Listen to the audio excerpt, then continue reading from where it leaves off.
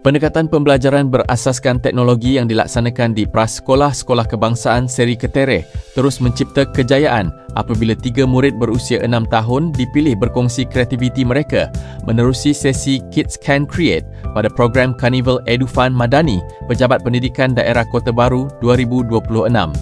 Guru Prasekolah SK Seri Ketereh, Adilah Mansor berkata, pendedahan kepada teknologi digital sejak di peringkat prasekolah membolehkan murid lebih berani berkarya, berfikiran kreatif serta bersedia menghadapi keperluan pendidikan masa hadapan. Prasekolah SK Seri Ketereh adalah perintis Digital Maker Hub di Kelantan sejak 2022 dan turut menerima pengiktirafan sempena Hari Guru Kebangsaan pada tahun yang sama hasil pelaksanaan pembelajaran berasaskan teknologi. Kami menggunakan pelbagai peranti dan aplikasi seperti iPad, green screen, drone, robotik serta teknologi augmented reality bagi menjadikan proses pengajaran dan pembelajaran lebih interaktif, menyeronokkan dan selari dengan perkembangan teknologi semasa, katanya.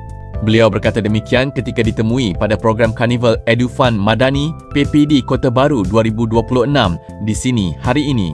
Adilah berkata, idea memperkenalkan pembelajaran digital bermula ketika pandemik COVID-19 pada 2021 apabila guru perlu menyesuaikan kaedah pengajaran secara dalam talian. Ketika itu kami menggunakan aplikasi dalam talian untuk berhubung dengan murid.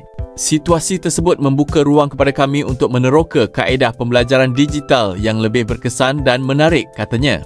Menurutnya, murid turut diberi peluang meneroka teknologi AR dan didedahkan kepada penggunaan kecerdasan buatan, termasuk mempelajari asas pembinaan prompt bagi merangsang kreativiti serta kemahiran berfikir.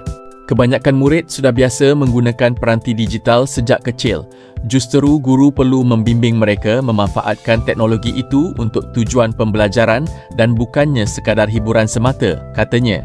Beliau berkata kejayaan program digital di sekolah itu turut dibantu guru pembantu Diana Ros Zakaria yang memainkan peranan penting dalam menjayakan pelbagai aktiviti dan program berasaskan teknologi. Adilah berharap pendekatan pembelajaran digital yang diterapkan dapat melahirkan generasi muda yang celik teknologi, kreatif dan bersedia menghadapi cabaran era kecerdasan buatan.